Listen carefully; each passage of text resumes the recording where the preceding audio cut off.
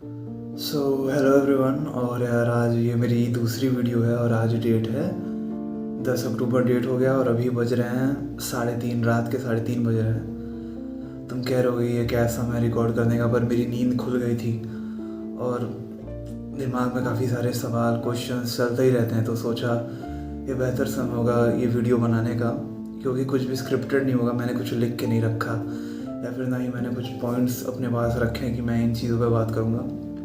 मैं जस्ट जो मैं पर्सनली फील करता हूँ और जो मेरे माइंड में आ रहा है मैं जस्ट उन्हें डिस्कस करने वाला हूँ अभी। तो अभी रिसेंटली हमने आशीष भैया का वीडियो देखा, अभी काफ़ी क्लिप की वायरल जा रही है, जिसमें वो अपने पास्ट ईयर के एक्सपीरियंसेस की बात कर रहे हैं कि कैसे उन्होंने ये लाइन बोली थी कि गलत इंसान से प्यार हो गया। गलत इंसान से प्यार हो गया एंड उस चीज़ की वजह से मैं काफ़ी ज़्यादा परेशान था। ये एक्सेप्ट करना ही बड़ी बात है कि तुम किसी टॉक्सिक रिलेशनशिप में हो या किसी गलत इंसान के संग हो, क्योंकि आधे से ज़्यादा लोग ये एक्सेप्ट नहीं कर पाते हैं, और अगर कर भी पाते हैं तो तब तक बहुत लेट हो चुकी रहती है। वो अपना ऑलरेडी काफ़ी लॉस कर चुके होते हैं, और लॉस में इन द सेंस बात कर रहा हूँ समय की, इमोशनल की और मेंटल, मैं तीनों चीज़ों की बात कर रहा हूँ। और ये तीनों चीज़ें काफ़ी लिमिटेड होती हैं, क्योंकि जब तुम गलत इंसान के संग रहते हो तो तुम्हारा माइंड भी उसी हिसाब से इमोशनली इमोशंस को ड्रेन करता है, फ्लो होने देता है, पर बस फ्लो हो रहा है, सामने से कुछ आ नहीं रहा है। लव क्या है एग्जैक्टली? कोई रिलेशनशिप है, एक तरीके का आदान प्रदान। तुम इधर से दे रहे हो, उधर से तुमको मिल रहा है, but when you are in with wrong person, तुम गलत इंसान के संग हो, तुम बस अपने इमोशंस बहाए जा रहे हो उसके पीछे कि उसे दिक्कत ना हो। अगर उसे मेरी कोई आदत ख़राब लगती है तो मैं उसे बदल लूँ, अगर उसे ये जगह पसंद है तो मैं भी इसे यही पसंद करूँ।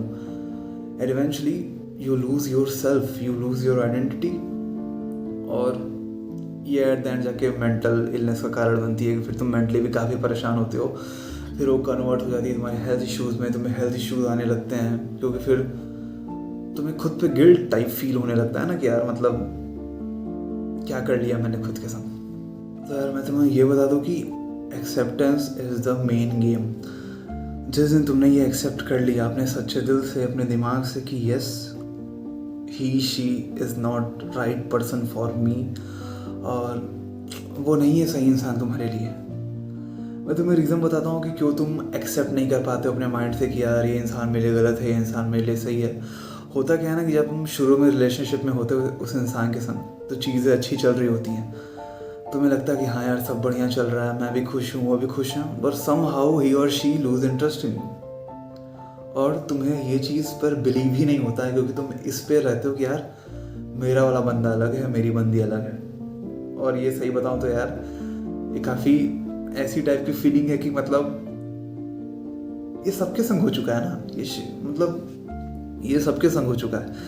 हमें एक ना एक टाइम पे ये फील ज़रूर होता है कि यार मेरा बंदा अलग है, मेरी बंदी अलग है, ये ऐसा कर नहीं सकती, बट इवेंचुअली तुम्हें रियलाइज़ भी होता है कि नहीं यार सब एक ही खेत की मूली हैं। तो होता ये है ना कि तुम एक्सेप्ट नहीं कर पाते कि यार एक समय पे ये इंसान मुझे चाहता था और अब ये मुझे नहीं चाहता, पर मैं तो इसे चाहता हूँ। तो ऐसा कैसे हो सकता है कि सब कुछ सही चल रहा है, ना उसने कुछ किया ना मैंने कुछ ऐसा किया, उल्टा मैं तो और उसके साइड से हूँ, मैं और उसे सपोर्ट कर रहा हूँ। उसकी जितनी पसंद है मैंने उसकी सारी पसंद को अपनी पसंद बना लिया।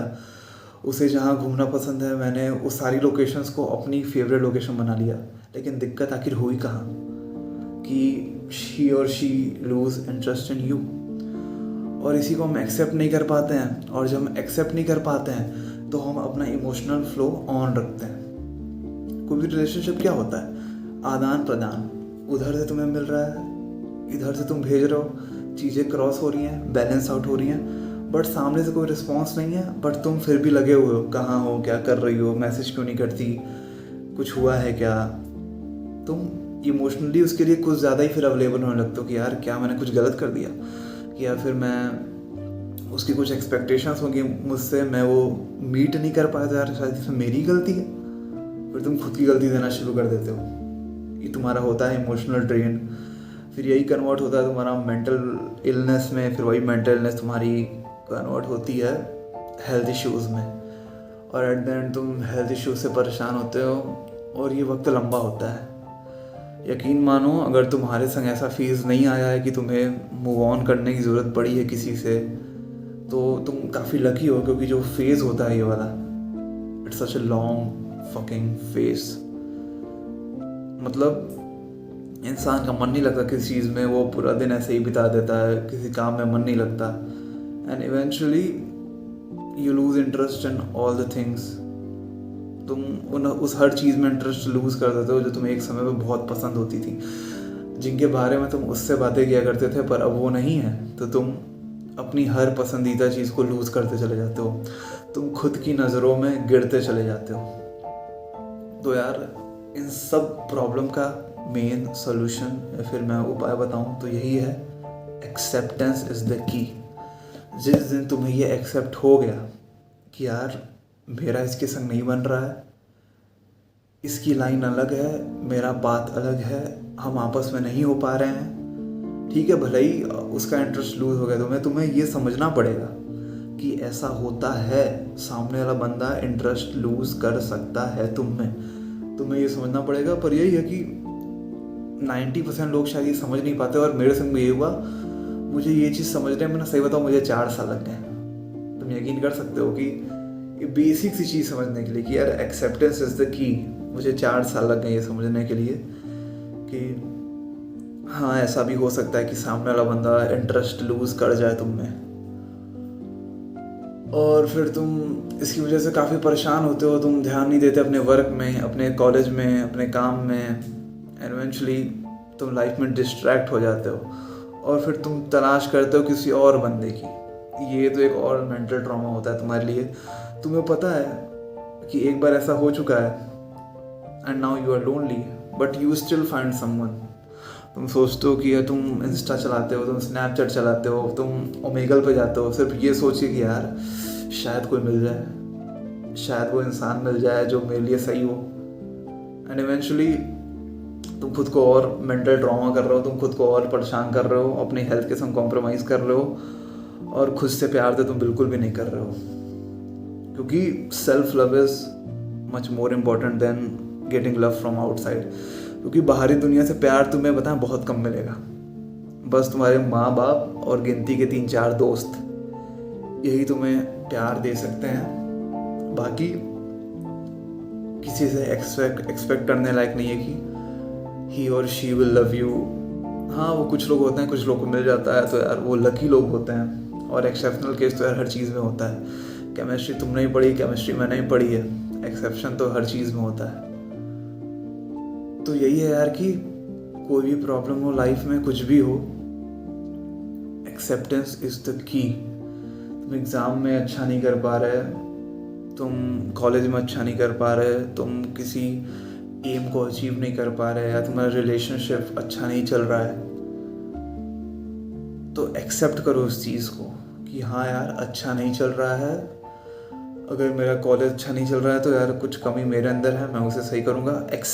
उसे एक्सेप्ट करो उस चीज़ को कि हाँ, मेरी वजह से हो रहा है, या फिर जो भी सिनेरियोज बन रहे हैं। ठीक है, रिलेशनशिप में भी यही होता है कि तुम्हें एक्सेप्ट करना पड़ेगा उस चीज़ को कि हाँ, अब उसका इंटरेस्ट मुझ में नहीं है। और एक बार लिख के रख लो कि अगर वो एक बार इंटरेस्ट लूज कर देती है तुम में, तो यार तुम चाहे जहाँ पहुँच जाओ, कुछ भी कर लो, 30 मार खान बन जाओ उसके सामने, दोबारा वो वापस नहीं आने की।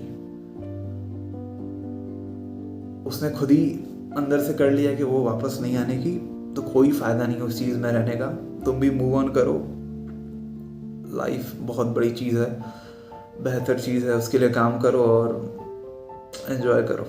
इतना ही बताऊंगा, और बाकी